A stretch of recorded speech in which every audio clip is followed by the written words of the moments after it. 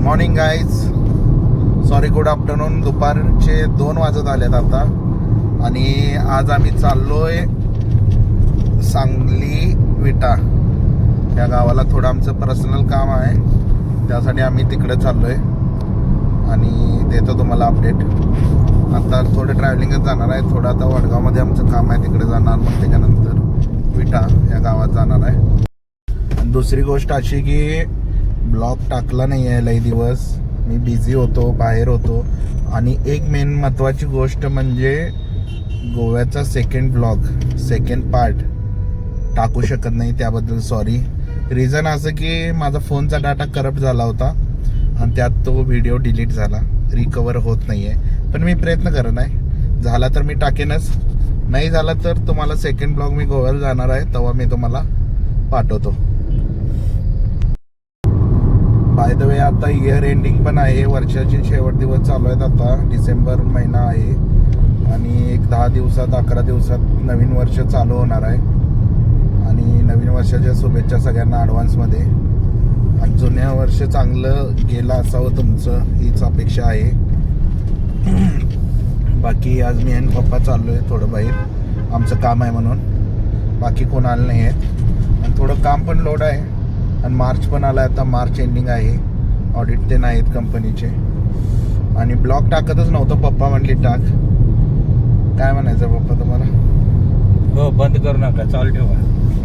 काम हे लोड असणारच, काम लोड असणारच कायम आणि आहेच.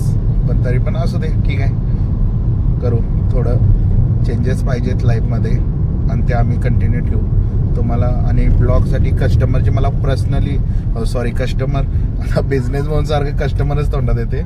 सबस्क्रायबरची मेसेज पण येत होती मला व्हॉट्सअपला, ज्याची म्हणजे जवळची आहे त्यांची, की ब्लॉग का टाकत नाही. एवढं 1000 सबस्क्रायबर होणार होते, 1K सबस्क्रायबर होणार होते आता, पण आता टाकले, आता टाकत आहे.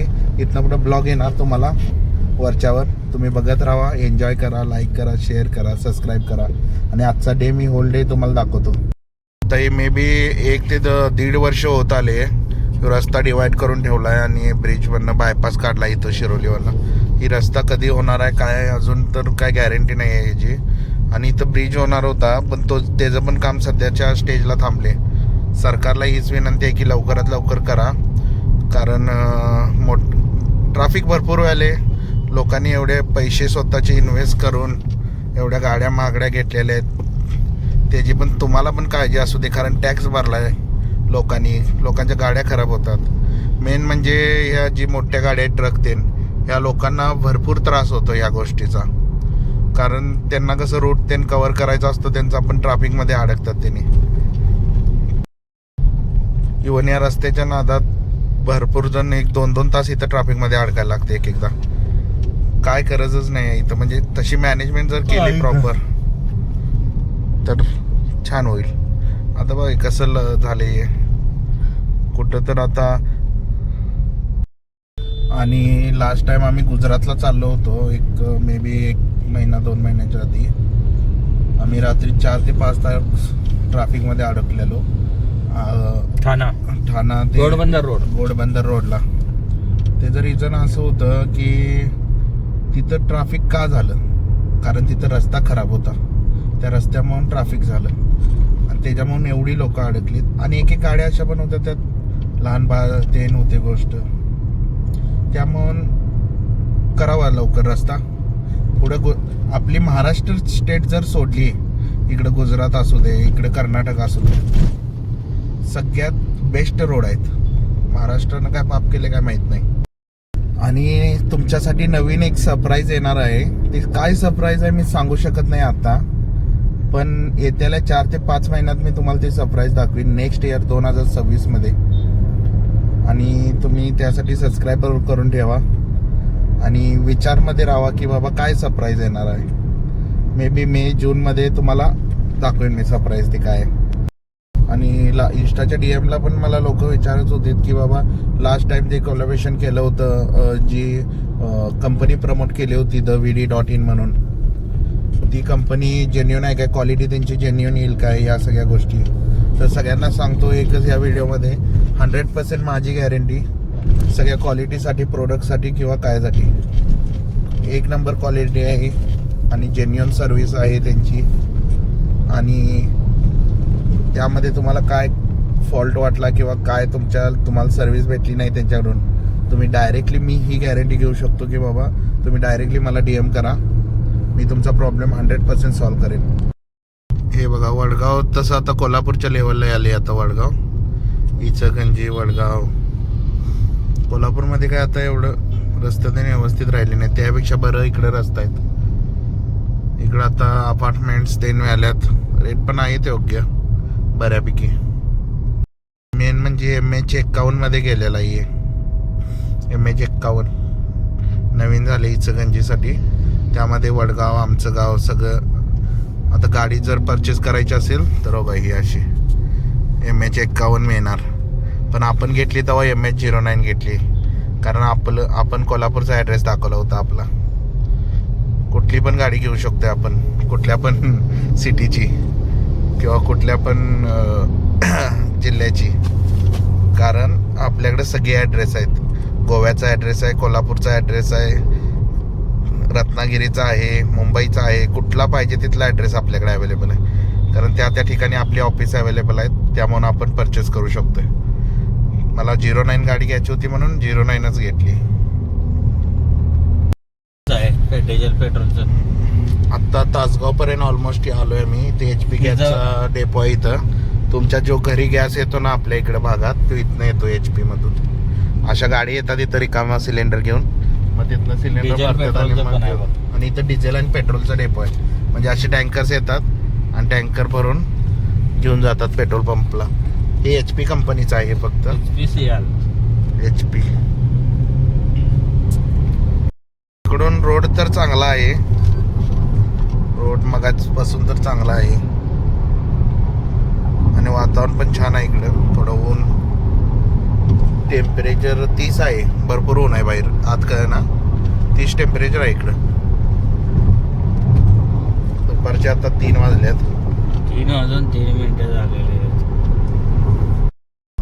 आणि आता आम्ही चाललोय. तसं आमचा प्लॅन आज वेगळा होता, पण अचानक प्लॅन निघाला आणि आज आफ्ताब पण आलाय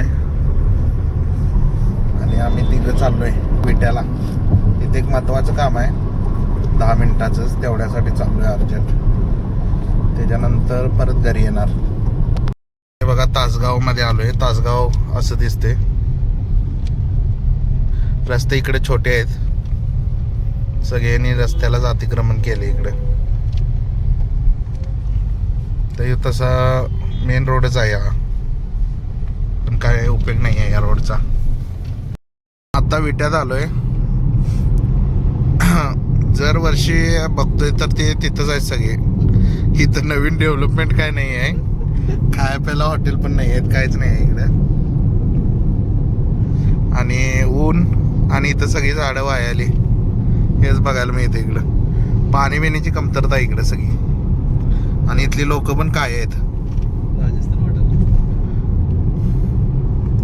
आणि कसं आहे आपण इथल्या लोकांची आपलं पटत नाही. आपण कसं कोल्हापूर, आपली भाषा वेगळी, यांची भाषा वेगळी. आता आलो इकडं. लोकेशन तर छान आहे इथं. तर एक जाणार आहे, एक जागा बघायला आलतो आम्ही इथं. आमचं जे काम होतं ते झालेलं आहे आता, 10 मिनिटाचंच होतं. आणि आता चाललोय परत कोल्हापूरला. आता रात्रच होईल, 9 वाजतील. अजून तर काय आम्ही अजून खाल्लो नाही. रोड पण थोडा खराब होता इकडं. संध्याकाळची 7 वाजल्यात आणि इकडं इस्लामपूरमध्ये आहे आता आम्ही. सगळ्या इथं ऊसाच्या ट्रॅक्टर ते नाहीत. आणि आम्ही रस्ता चेंज केला थोडं, इकडं पण काम होतं म्हणून. त्यामुळं इकडे ट्रॅफिकला वेळ व्हायला घरी जायला. खूप दमलोय आता. 8 वाजले आता आणि ऑलमोस्ट आम्ही कुठं आहे आता आपण?